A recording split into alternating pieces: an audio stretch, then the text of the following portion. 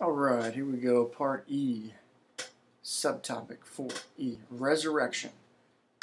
Essential questions we want to cover in this section. What is Christ's descent into the dead or into hell? Did the resurrection really happen? And what was the risen Christ like? Those are our three essential and basic questions. First of all, understanding of death itself. What is death? For us, right, we are of human nature, so we have body and soul. So when we talk about somebody dies, right, their body is just a corpse now, right? It's not animated, it has no life. So for us, death is simply the separation of the body and soul. The body starts to decompose and corrupt. The soul remains, right? It doesn't die, it doesn't erode or decompose, right? Because the soul is a spiritual thing, not a material thing. So the soul continues living, the body dies, right? It starts corrupting. Okay? So for Christ, what is his death then? His death is this separation, right? His body is what's placed in the tomb, and his soul goes into the place of the dead, the abode of the dead. All right? That's what we have with death. So what is this place of the dead? That's the big question. An understanding in the church teaching and theology behind the place of the dead is that before Christ, right, all of us are sinners, and so we have no way to be in glory with God, right? We all have sin upon us. We all have rejected God, and so there's a gap between us and God, right? So all those who died before Christ, right, the most just to the most unholy, right, are all in the same place, in the same boat, right?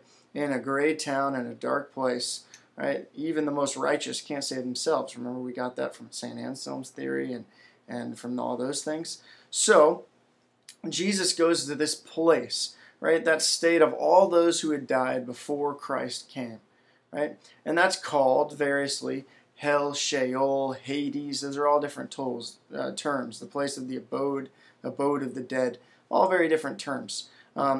For us, right, to understand it, Jewish words used Hades was kind of Greek, Sheol. But then Jesus talks about Gehenna. You heard that? The fiery place, the eternal fire, right? So really is the separation between the place of the dead, Sheol, sort of the gray, dark place, and Gehenna, the place of burning fire, right? Of course, spiritually, there's no burning fire, but it's a place of torment. For the soul, what's the greatest torment? To be away from what it's created for, God, right? To be isolated alone, where it's made for communion with God. Okay, so Christ goes to this place where everyone is before he came, right? Hades, Sheol, place of the dead. At that time, what's hell like? Well, whether you're evil or righteous, you're all deprived of the vision of God and glory with God because of what we just said, sin. So Christ's very role, very task, right? His very death, right? His conquering soul, the divinity itself, God himself, goes into the darkness. Right? God goes into the place of the dead, that place where we're eternally separated. And Christ offers, first and foremost, to all those that came before him, that glory and that power of God's forgiveness and grace. Right? The place of the dead is where Christ first pours out his grace. Right? So we have an encounter with Christ for those that came before. And there's three options with encounter with Christ for those that came before. Option number one, rejecting Christ even still, okay? Those who reject God before, right, their body and soul are separated, will continue to reject God. Why? Why do we see that? Well, think of angels, right? They make their choice and they're in their choice once and for all, right? So angels make the choice once and for all, and they can't change, not because they don't want to and God won't let them, but because, right, they're not learning new things and they're always in their choice and living their choice. Right, Satan's choice against God, he's always in that choice and acting out. So too, people that die, their body's separated, they're not learning new things, no senses, right? So we're in our choice, and we're continually making our choice from our soul, right? And so that choice against God, for those that died, when they encounter Christ, they're still making that choice of rejecting God and choosing self, right? So those that reject Christ even still in this place of the dead, right, enter into hell in the most strict sense, separation eternally from God. Why do they enter there? God's not condemning them into it, but he's offering them what they've chosen, right? It would be unjust unjust for God not to allow us to receive what we ask for. Does that make sense? Right? It would be unjust for God to say, you have free will, reject me or choose me. But if you reject me, I'm still going to force you to choose me. Well, that sort of is contradictory to him giving us free will, right? So here Christ officially opens, right, hell, what we know of.